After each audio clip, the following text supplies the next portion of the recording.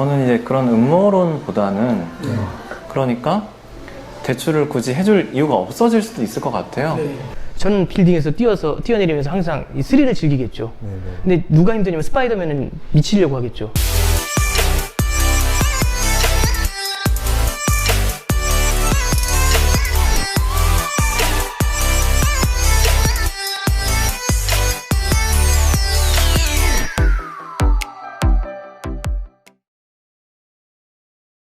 네, 안녕하세요. 반갑습니다. 안녕하세요. 안녕하세요.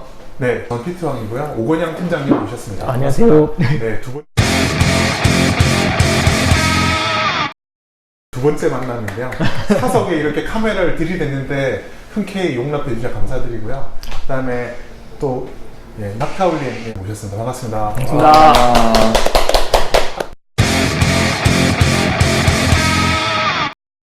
한 말씀씩 해주세요. 오 팀장님. 예. 어색하시죠? 두 번째 만남. 되게 좀 어색하네요. 근데 네네. 그 회랑 화이트 와인이랑 먹자고 저녁 모임 꼬셔놓고 이렇게 카메라를 막 들이대가지고 제가 지금 이렇게 두 분을 괴롭히고 있습니다. 그래서 빨리 숙제를 마치고 즐거운 시간 가지자고 하는 건데, 제가 이번에 모신 게 지난번에 오건영 팀장님 신과 함께해서 그 미국 연준 금리 관련해서 레포 이야기를 쫙 하셔가지고 시작부터 세게 바로 본론으로 가네요. 어이. 네, 그 닥타올리 모시고 이제 요 이야기를 한번 디테일하게 한번 가보자, 깊은 이야기 할 수 있다라는 걸 한번 뽐내고 싶어가지고. 발버둥 날 텐데 저. 아닙니다. 친구와 함께 거의 다 보시긴 하시는데, 그래도 레포 관련돼서 요런 내용들이 내가 했었던 거 있으니까 요 포인트를 잡고 이야기를 한번 하면 좋겠다라고 하는 건데, 그거 한번 한 60초 안에 한번 네네. 아니면 뭐 더 이상 한번 부탁드리겠습니다.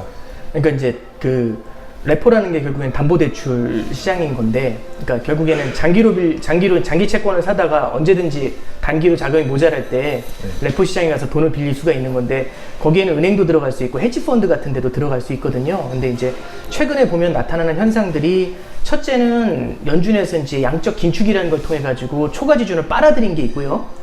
그리고 두 번째는 미국에서는 국채나 회사채 발행이 굉장히 많이 증가를 했어요. 그래서 국채 회사채 발행이 증가하다 보니까 자금 먹는 하마죠. 걔네들이 자금을 훅 하고 빨아들인 게 있어요. 그러면은 전체적으로 살 수 있는 자금이 줄어든 것도 있고, 채권 공급이 늘어나면서 자금을 빨아들인 것도 있으니까 그만큼 현금이 부족하겠죠. 근데 이제 또 하나 뭐가 있냐면은 레포 시장이 여태까지 지난 몇 년 동안 너무나 자금이 풍부하다 보니까 헤지펀드나 이런 쪽에서 뭐랄까요, 좀 이렇게 마음의 안정을 찾은 거죠. 언제든지 돈을 얻을 수 있을 테니까 지금 조금이라도 수익을 더 내려면 지금이라도 뭔가 채권을 사야 해.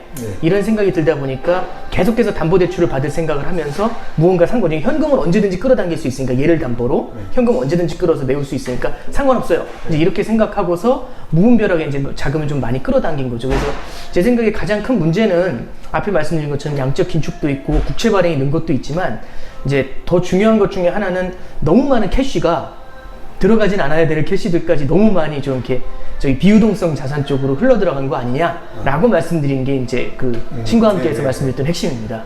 제가 약간 미리 강요를 해서 스피디하게 빨리 요약을 해달라고 미리 강요를 했는데 당황했습니다. 네네네, 감사드리고요. 그거랑 비슷한가요? 그 뭐지?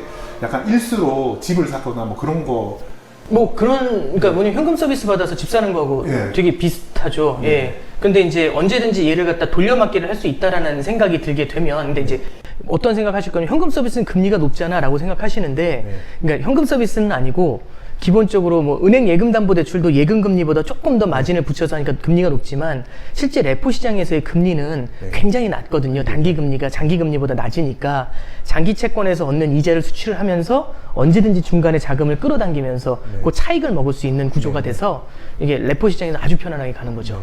그 자금이 지금 문제가 생겨서 뭐 미국 시장에 난리가 났던 그런 이야기를 한 거네요. 예, 그렇죠. 그러니까 뭐냐면은 제가 이제 좀 생각을 하는 게 이제 그런 것 같습니다. 뭐냐면 사람들은 그런 생각을 할 것 같아요. 제가 언제든지 현금을 융통할 수 있다라고 하면 저는 언제든지 아파트를 살 것 같고요. 아파트를 사서 아파트를 담보로 대출을 받고 또 아파트를 사고 또 담보 대출 받고 또 사고 이렇게 할 거거든요. 근데 중간중간 이자를 내야 되잖아 라고 하면 이 아파트들을 담보로 해서 대출을 끌어다가 그때그때 메워나가면 되잖아요. 야, 그래도 나중에 돈이 막히면 어떻게 돼? 걱정하지 않아도 되죠. 왜냐면 연준이 있잖아요.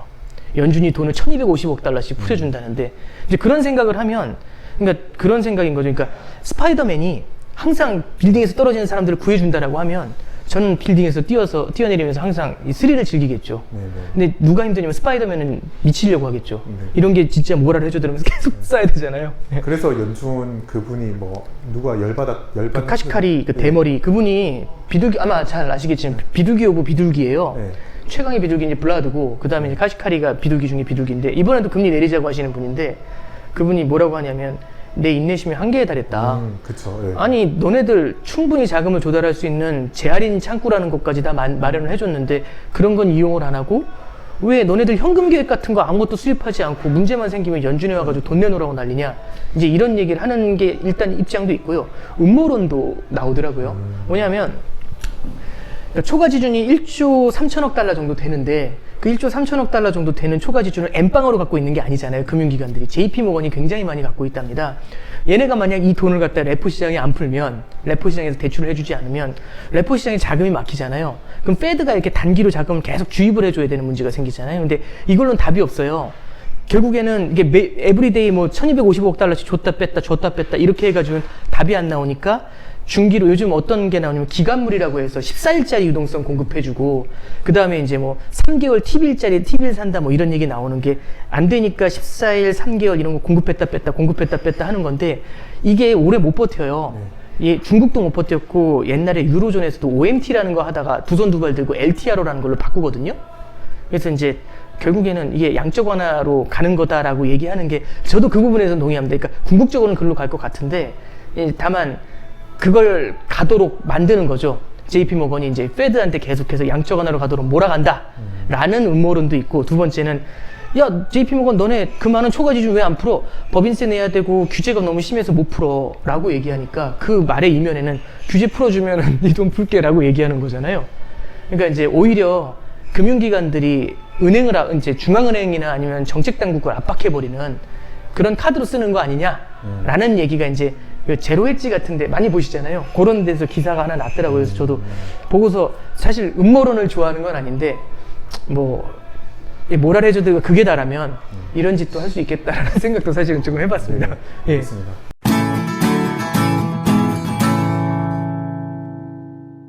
닥터올님의 이야기를 한번 들으려고 하는데 당부드리고 싶은 거는 상당 부분 동의를 하시겠지만 이야기를 풍부하게 하기 위해서 좀 동의하는 부분은 짧게 말하고 좀 반론이 될 만한 이야기거나 대화를 좀 더 확장시킬 수 있을 만한 이야기를 좀 더 해주시면 어떨까라고 부탁드리는데 너무 무리한지 모르겠네요. 그런 것보다 네. 듣다 보니 좀 저도 궁금한 게 있어서 예. 그러니까 JP모건이 일부러 초과 지준을 안 풀고 있다고 했잖아요. 네. 그 말은 JP모건에 예금이 많은 거는 이해가 돼요. 네. 뭐 대형 은행이고 뭐 금융위기 이후로 여러 가지 이제 은행들의 위기가 있었으니까 그런 초대형 은행에 예금이 더 몰린 거는 분명히 이해를 하고 예금이 몰렸는데 그만큼 뭐 대출이 안 나가니까 당연히 이제 초과 지준이 그런 대형 은행이 생겼을 것 같은데 근데 은행 입장에서 고의적으로 초과 지준을 안 풀 수가 있나요? 네. 그러니까 저도 이제 어려운 부분인데 첫 번째는 이제 IOER이라는 게 있잖아요. 그러니까 뭐냐면 지금 금리 코리더에서 페드 금리 코리더에서 상단이 IOER이거든요.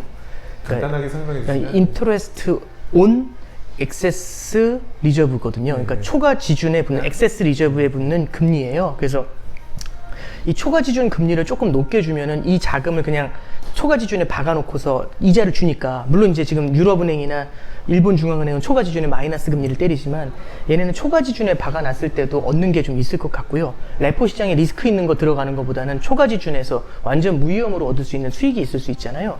그게 첫 번째고 저는 이제 사실 음모론보다 더 좀 주의 깊게 보는 게 이 기업들의 회사채 발행이 8월, 9월에 어마어마하게 늘어나더라고요. 그러니까 금리가 쭉 내려가니까 금리가 더 내려갈 거라는 생각을 했겠죠. 그러니까 거기서 했던 행동들이 이제 그 기업들이 회사채 발행을 굉장히 많이 늘려가더라고요. 그러니까 왜냐하면 높은 금리에서 빌렸던 걸 와 많이 내려왔다는데 계속 바꿔나가니까 그래서 이제 8월 달에 회사채 발행이 사상 최고치로 나오고 9월 달에는 애플도 뭐 17개월 만에 회사채 발행에 들어갔다 이제 이런 얘기가 나와요. 그리고 지난 7월인가 6월인가 그 뭐냐면 시퀘스터 있잖아요. 뭐냐면 저기 재정부채 재정 절벽이 끝나면서 그게 민주당이랑 그 펠로시랑 트럼프랑 합의를 하잖아요. 그러면서 정부 부채가 유예가 되면서 국채 발행을 할 수 있게 되니까 그 TV를 이제 단기 국채부터 시작을 해가지고 8천억 달러 정도를 하반기에 땡겨야 된다고 하더라고요, 현금을. 그러면은 그 얘기는 뭐냐면 국채의 발행이 늘어나는 부분도 있을 수 있고요. 두 번째는 회사채, 좋은 회사들도 자금을 땡기려고 하니까 회사채의 발행도 늘어난다고 하면 JP모건 입장에서는 더 안전한 시장이 분명히 존재할 텐데 저렇게 부글부글 약간씩 불안한 저런 레포 시장에서 초과 지준을 풀면서까지 이렇게 걔네들한테 돈을 빌려줄 용의가 있겠냐. 그러니까 일종의 뭐라면은 크라우딩 아웃이죠. 그러니까 구축 효과가 나타나는 거 아니냐라는 생각을 사실 해요. 그래서 저도 그 음모론이라는 거에는 개인적으로는 동의하기 좀 어렵다라고 말씀드렸던 이유가, 동의하지 않는다라기보다는 그럴 수도 있겠다라고 생각했던 이유가 이제 다른 유인이 분명히 있을 텐데 어쩌면 약간 뭐랄까 페드 엿먹이기? 이런 부분도 약간은 좀 작용하는 거 아니냐, 이제 여러 가지가 있으면. 그러니까 그런 거잖아요. 그러니까 강남 아파트에 청약할 수 있다면 저기 이제 경기도에 있는 어떤 신도시 아파트 청약이 나왔다. 그럼 오늘 경기도 신도시 아파트 청약, 내일은 강남 아파트 청약. 그러면은 현금 쟁여두고 여긴 청약 안 하고 내일 청약을 해야 되지 않을까 싶어요. 그래서 JP모건이나 이런 은행들이 충분히 초과 지준을 갖다 묶어놓을 만한 유인은 존재했던 거 아닌가라는 생각을 조금은 합니다. 예. 조금 이제 모르겠어요, 저도. 그러니까 그들의 어떤 속내까지는 모르지만 저도 리즈닝을 해보니까 그렇게까지 좀 볼 수 있는 거 아니냐라는 생각을 하고 있습니다. 뇌피셜이에요, 이건. 저는 이제 그런 음모론보다는 뭐 금융기관 자본 규제들이 금융위기 이후로 굉장히 좀 빡세졌잖아요. 네, 맞아요. 그래서 그 리스크 자산에 대한 그런 뭐 자기 자본을 차지하는 그런 뭐 한도 뭐 이런 것도 저도 뭐 보험업법이나 은행법은 잘 모르지만 그런 규제들이 굉장히 강해지다 보니 얘들이 예전처럼 사실 레포라는 게 담보 대출인 거잖아요. 그렇죠. 예. 예. 근데 뭐 제가 미국의 관행은 모르겠는데 우리나라만 놓고 보면은 사람들이 국채만 가지고 레포 차입을 하는 게 아니에요. 네. 그거 보면 회사채도 담보로 잡히고 빌리고, 예, 뭐 그 여신 전문 업체 회사들, 캐피탈 회사들 채권도 담보 잡혀 하는데 이게 담보 대출이거든요. 그럼 미국 같은 경우도 제 생각엔 트레저리만 가지고 빌리진 않을 것 같다는 생각이 들어요. 뭐 심지어 하이힐드까지 해주는지 모르겠지만 회사채도 담보로 잡혀서 많이 빌리고 있을 텐데 이런 것들이 뭐 은행의 그런 리스크 비율들을 많이 잡아먹고 있지 않을까. 그러니까 대출을 굳이 해줄 이유가 없어질 수도 있을 것 같아요. 그래서 저는 지금 은행 규제가 계속 이런 금융시장의 불안정을 더 키우고 있다는 생각이 들거든요. 그 부분에서 어떻게 생각하세요? 그러니까 이제 그래서 사실은 아까 말씀드렸던 것처럼 이제 페드에서 파월 의장이랑 그다음에 그 뉴욕 연은의 그 윌리엄스 총재가 얘기했던 게 사실 저는 되게 키라고 봐요. 뭐냐면은 과거의 초과 지준이 과거보다 지금 초과 지준이 1조 달러 정도 더 많은 건데 이게 과거 대비해서 당연히 더 필요한 것일 수 있다. 왜냐하면 그때보다 규제가 훨씬 더, 그러니까 사실 이제 금융위기 이후에 볼커럴도 나오고 그 다음에 이제 바젤부터 시작해서 이 자본 비율에 대한 규제가 굉장히 심해졌잖아요. 그래서 이거는 어떻게 보면, 그러니까 뭐냐면 첫 번째는 탐욕이라는 부분도 있을 수 있지만은 글쎄 이제 좀 자연스러운 현상일 수도 있다.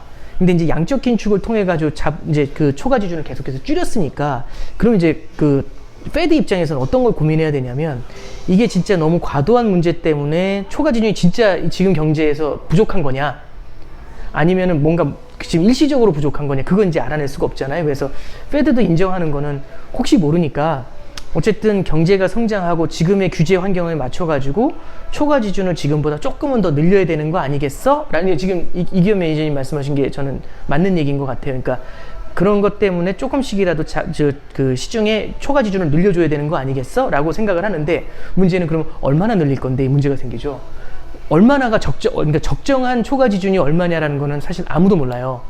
지금보다 2천억 달러가 더 많으면 되겠어. 이게 아니거든요. 그러니까 페드 입장에서는 그래서 이제 그 적정한 초과 지준이 얼마인지를 찾아가는 게임을 하고 싶어 하는 것 같아요. 그래서 파월 회장이 이제 오거닉 그로스라는 표현을 이번에 썼거든요. 그러니까 스탠딩 레포라는 방법을 쓰게 되면은 진짜 완전히 뭐냐면 스파이더맨이 되는 거예요. 그러니까 빌딩 위에 스파이더맨이 서 있어다가 이게 좀 돈 모자라서 떨어지는 애 있으면 무조건 잡아주겠다는 얘기거든요. 언제든지 네 옆에 서 있을게 이 얘기니까. 스탠딩 레포보다는 오거닉 그로스 방법을 좀 생각을 하고 있어 라는 얘기를 한 게 이제 시장이 필요로 하는 정상적인 시장이 필요로 하는 만큼 지준을 조금씩 늘려가는 방법을 찾아볼게 라고 하면서 이번에 이제 도입했던 방법이 TV를 매입하는 방법을 도입을 하게 되잖아요. T-빌이라는 거는 이제 제가 친구한테서도 말씀드렸지만 양적 완화하고는 좀 다른 게 단기 채권을 사되 단기 이제 B를 사는 거니까 결국엔 머니마켓에 있는 거 이게 노트죠. 그렇죠. 노트는 이제 장기채가 되는 거고 단기채를 사는 거니까 이게 쭉쭉쭉쭉 사들이면서 얘네들은 만기가 되면은 상환 욕구라고 뭐라고 해야지 이제 상환이 되거든요. 재투자를 안 하면서 초과 지준을 갖다 늘렸다 줄였다 하면서 이걸 조절을 할 수가 있어요. 그래서 실제로 시장이 필요한 만큼 지준을 조금씩 늘려가는 방법, 그거를 고민하는 거 아닌가 좀 그렇게 생각을 합니다. 그럼 참고로 그래도 독자들을 위해서 약간 힌트를 좀 저도 아리까리하니까 기물은 빌, 중기물은 노트, 장기물은 네, 본드. 이렇게 예. 명칭을 쓴다. 초반에 설명드린 거랑 우리 닥터울 매니저님이 이야기한 걸 합쳐서 설명을 드리면 그러면 월가에서 원하는 거는 이런 식으로 찔끔찔끔 늘리는 그런 것보다 오히려 차라리 그런 규제 이런 유동성 부족을 초래하게 된 그런 규제 같은 걸 좀 풀어라, 볼커룰이나 이런 걸 좀 풀어달라 이렇게 한다고 음모를 세워도 되는 건가요? 그러니까 저기 이제 저는 저기 이기현 매니저님 말씀에 동의한 게 저는 음모론을 좋아하진 않거든요. 근데 그럴 수도 있겠다라는 생각을 하는 건데 그러니까 결국에는 이 문제를 해결하려면 규제를 완화를 하면은 초과 지준이 풀려 나올 수 있으니까 해결이 되겠죠. 아니면은 초과 지준 자체를 늘리는 양적 완화를 가면 된다는 얘기잖아요. 그래서 이게 양적 긴축으로 너네가 과도하게 빨아들인 거 페드 너네가 괜히 엄하게 우리한테 초과 지준 뺏어간 거 다시 내놔 이 얘기거든요. 사실은 이제 시장에서는 사실상 양적 완화로 드라이브를 가는 거 아니냐? 라고 얘기를 하는 이제 뭐랄까 그러니까 음모론까지는 아니지만 무언의 압박에 사실은 들어가는 부분도 있지 않냐라는 생각은 좀 들어요. 예. 그러면 이제 투자하는 사람들 입장에서는 특히 뭐 한국에서 주식 투자하는 사람 입장에서는 지금 월가에서도 연준에서 이제 한계가 다다랐으니까 변곡점을 찍은 게 신호가 아니냐라고 어떻게 답변하시죠? 구독하기, 좋아요, 잘 읽었다는 댓글 남겨주세요. 큰 힘이 됩니다.